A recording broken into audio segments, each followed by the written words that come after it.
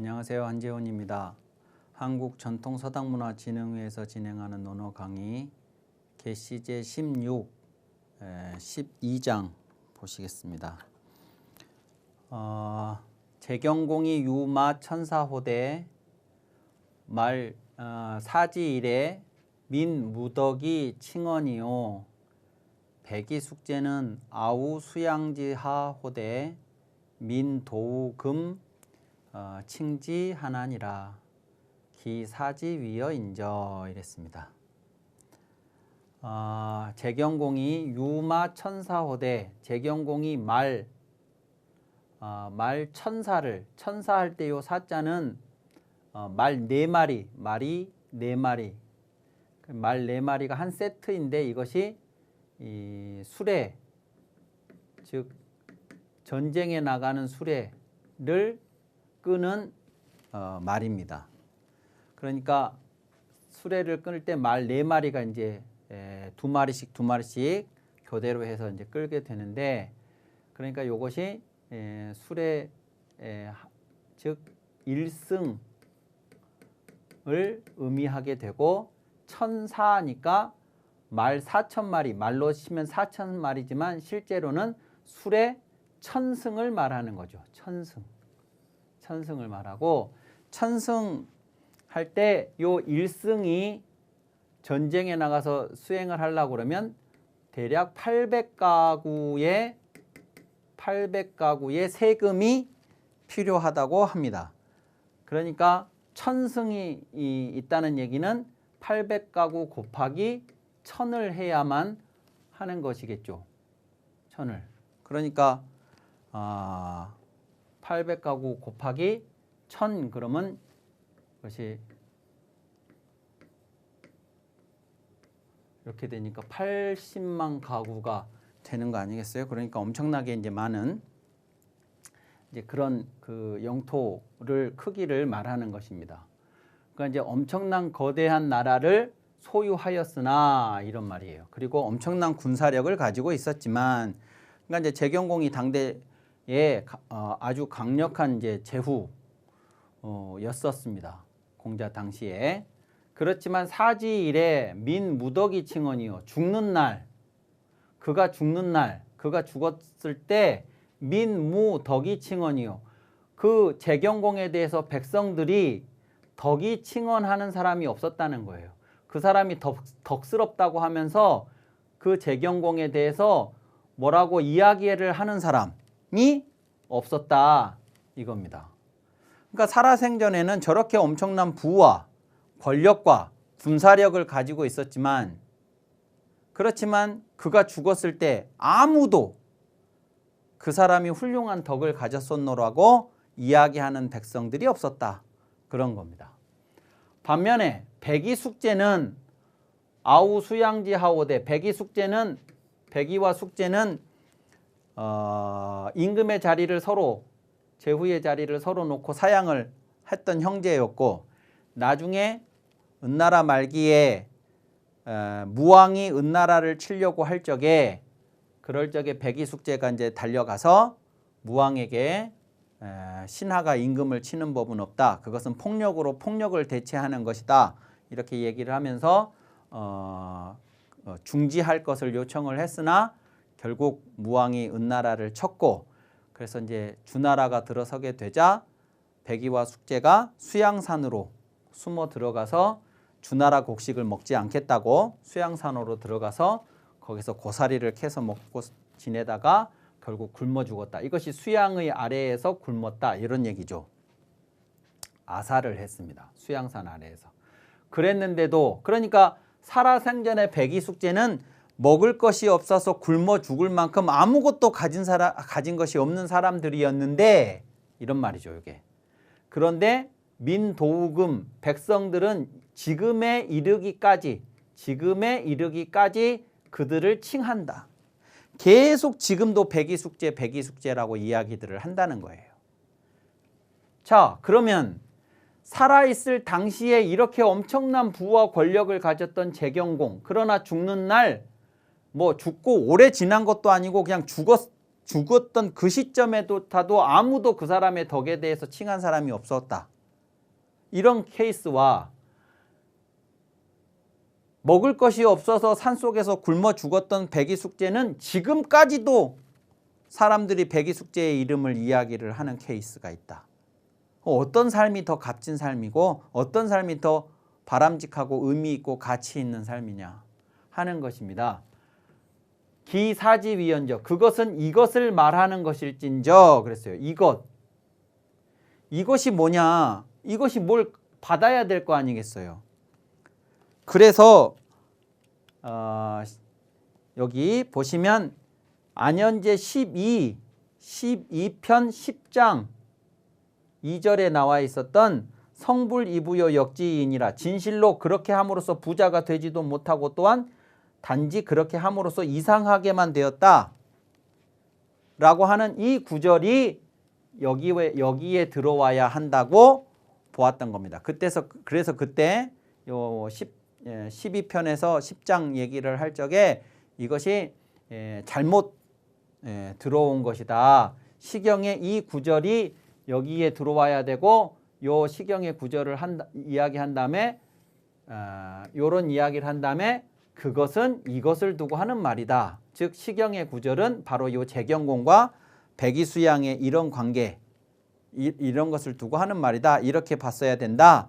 이런 거였고요.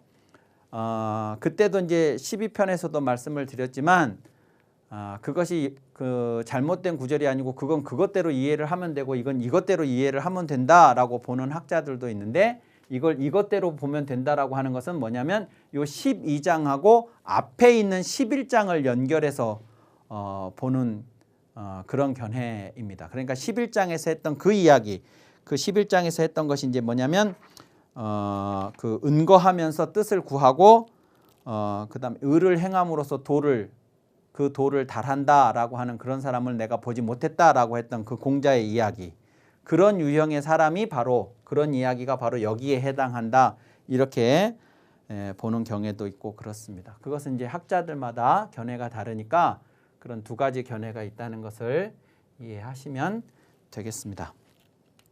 자, 13장을 보시죠. 자, 이 13장도 흥미로운 내용인데요. 진강이라고 하는 사람이 있었는데 이 진강은 공자의 제자라고 보기도 하고 공자의 제자인 자공의 제자라고 보는 견해도 있습니다.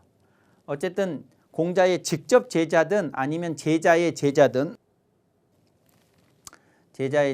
공자 문화에 속한 인물인 것은 틀림없는데 이 사람이 어느 날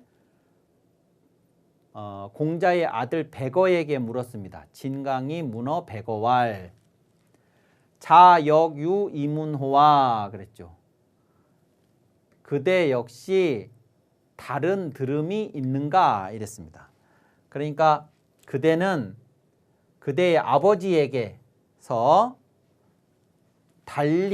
남달리 들은 것이 있는가. 그러니까 이제 진강이 질문한 것은 뭐냐면 백어가 공자의 아들 백어가 이름이 잉어이자이지요.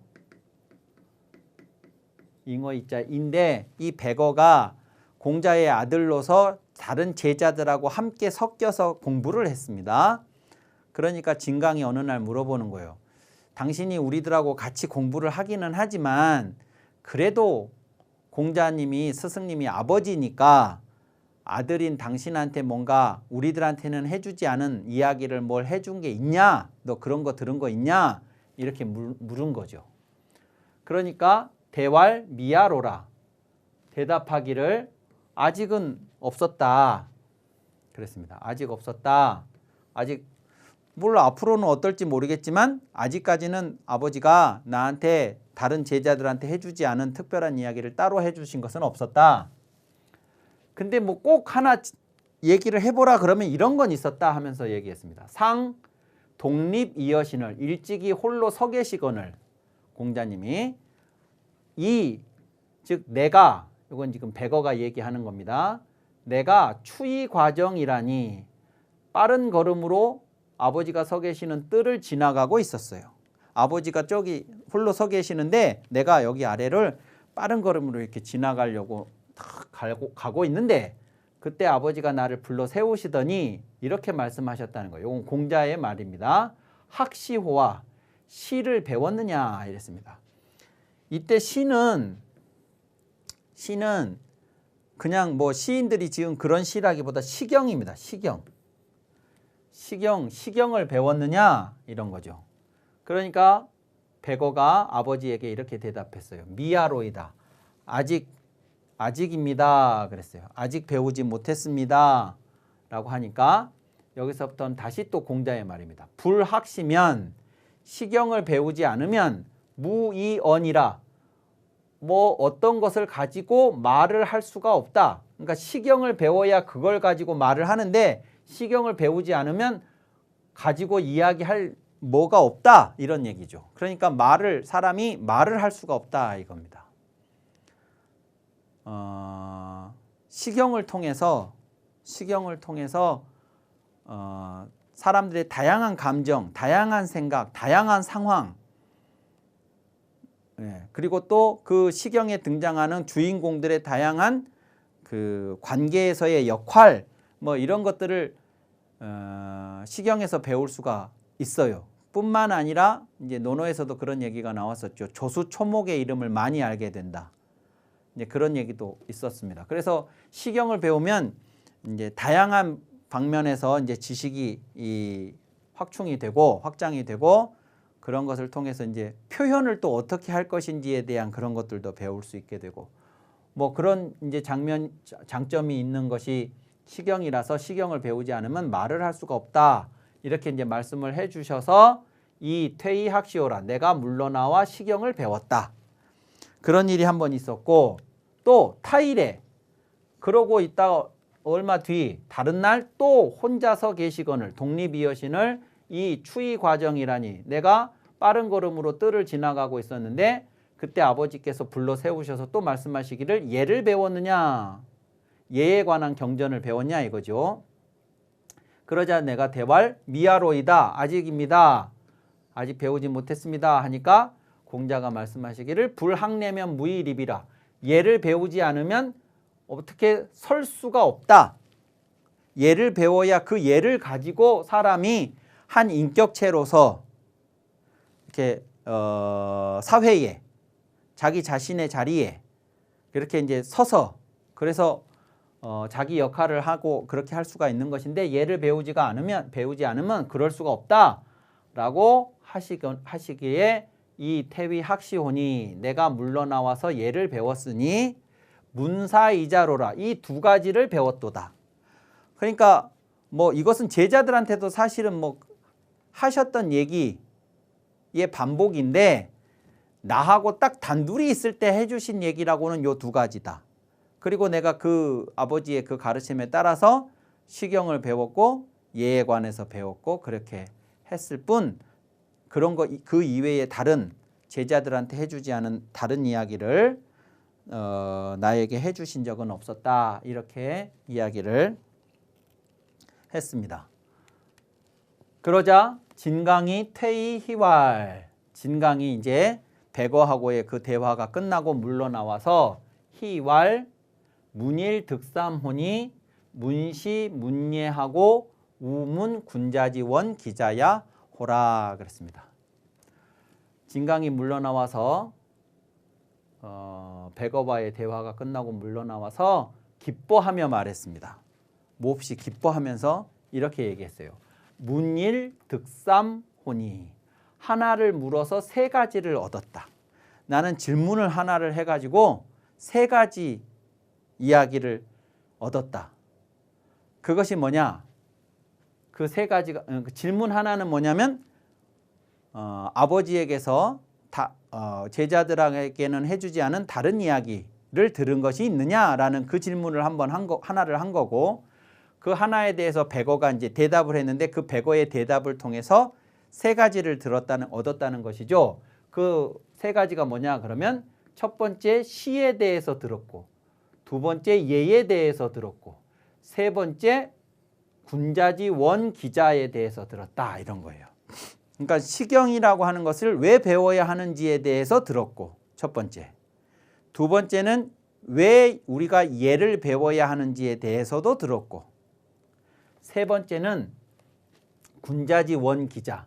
군자가 그 자식을, 그 아들을, 즉 자신의 아들을, 자기 아들을 멀리하는 것에 대해서 들었다 이랬습니다. 그러니까 공자가 그 백어가 자신의 아들이라고 해서 다른 제자들하고는 달리 특별한 무엇인가를 더 전해주고 가르쳐주고 알려주고 그렇게 한 것이 아니라 멀리했다 하는 것을 들었다 그 말이죠. 군자는 그렇게 한다는 걸 들었다. 그런데 이제 여기서 이 멀리하다라는 것이, 자 보세요. 공자가 여기가 있고 제자, 그 다음에 아들, 제자 이렇게 했다는 얘기가 아닙니다. 그러니까 멀리했다라는 말이 제자들보다 아들을 더 멀리했다 이런 느낌이 들잖아요. 이 말이. 근데 그게 아니에요. 그게 아니고 어떤 얘기냐 그러면 아들이니까 당연히 더 가까울, 제자들보다 더 가까울 것 같잖아요. 더 가까이 할 것 같죠. 그래서 진강이도 그렇게 물어본 거 아니에요. 제자들하고는 달리 들은 게 있느냐고. 제자들은 아무래도 공자하고 거리가 멀고 아들은 가까우니까 가까운 아들한테는 뭔가 선생님이 다른 이야기를 해주시지 않았을까 싶어서 이게 인지상정이에요. 그런데 공자가 그렇게 하지 않고 이 아들을 여기에다가 갖다 둔 거죠. 제자들하고 똑같이. 이것이 멀리했다는 뜻이지 제자들보다 더 뒤에다 아들을 갖다 놨다는 얘기가 아닙니다. 제자들한테 해준 얘기를 아들한테는 안 해주거나 그게 멀리하는 거겠죠. 그런 의미에서. 근데 그런 건 아니잖아요. 그게 아니고 원래는 아들이기 때문에 더 가까울 거라는 생각, 그 생각과 달리 아들을 제자들하고 같은 거리에 놓고 똑같이 가르쳤다 하는 것이, 그것이 멀리했다는 뜻입니다. 제자들보다 멀리했다는 얘기가 아니라. 자, 그 다음 14장 보시겠습니다. 이 14장은 논어에 이제 가끔 이런 것들이 나오는데요. 그러니까 그 당시에는 뭔가 중요한 정보였을 수도 있습니다. 논어가 쓰여졌을 당시에. 그런데 이제 지금 와서 우리가 논어를 공부를 할 적에 이런 내용은 우리에게 아무런 교훈적인 내용을 제공해 주지 못하는 이제 그런 내용이라서 약간은 당혹스러운 이제 그런 구절이기도 합니다. 이것은 어느 제후국에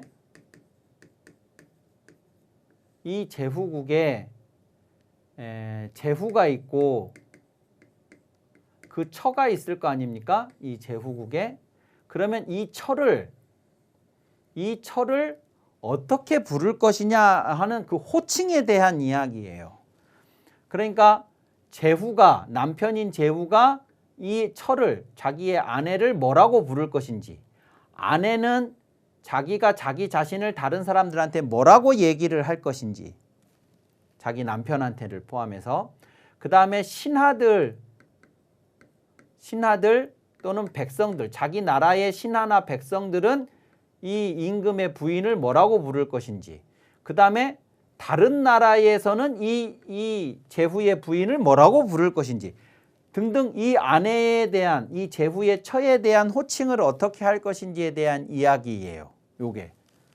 그러니까 그 공자의 말씀도 아니고 요것은 그냥 그 당시에, 공자가 살았던 당시에 이 제후국의 제후의 아내에 대한 호칭을 어떻게 할 것인가에 관한 이야기들입니다. 방군지 처를 어떤 나라 임금의 처를 군이 칭지할, 요게 이제 제후가 요게 군이죠. 이 군이 자기 아내를 그 처를 칭하기를 뭐라고 하냐? 부인 이렇게 부른다 이거예요. 제후가 처를 부인 이렇게 불러요. 부인. 그러면 부인이 자칭할, 스스로 자기 자신을 칭하기를 때를 뭐라고 하느냐? 그러면 소동 이렇게 부른다는 거예요. 소동. 소동.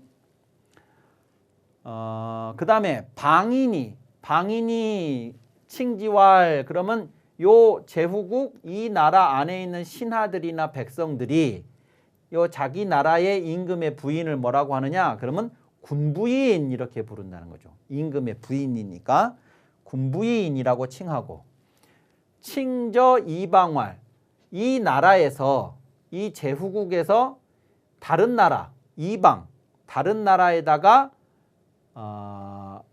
자기 나라의 임금의 처를 표현을 할 때가 있겠죠. 그럴 때 즉 칭저 이방왈, 그러면 이 저자는 이 지자와 어자의 합성이라고 그랬죠. 그러면 이방의 다른 나라의 그분을, 즉 군부인을, 임금의 부인을 칭할 때는 왈 뭐라고 하느냐? 그러면 과소군 이렇게, 자기 나라 임금의 부인을 낮추어서, 임금은 과인이라고 부르잖아요. 과인. 자기 임금의 부인은 과소군 이렇게 칭하고, 이방인이, 그러면 이 나라에서 이제 다른 나라에서 이 나라의 상대방 나라의 임금의 부인을 칭할 때 칭지왈, 칭지의 역왈 군부인이니라. 그러니까 그 나라 사람들이 자기 임금의 부인을 칭할 때 군부인 그러듯이 다른 나라 사람들도 이 나라의 상대방 나라의 임금의 부인을 부를 때 군부인 이렇게 부른다 하는 겁니다. 자, 이런 내용입니다. 그래서 이것은 이제 그 당시에는 중요했을지 모르겠지만 우리에게는 이제 어떤 교훈도 주는 그런 내용은 아닌 그런 내용이고, 특히나 이것이 이제 공자의 말씀이 아니고 그냥 그때 당시에 이렇게 이제 삽입이 된, 끼어 들어가져 있는 이제 그런 내용이라서 읽기는 읽습니다만 논어의 본래적인 취지하고는 조금 결이 다른 그런 내용이라고 볼 수 있겠습니다. 자, 이상으로 논어 계시 제 16편에 대한 강의를 모두 마치고 다음 시간에 17편으로 강의를 진행하도록 하겠습니다. 감사합니다.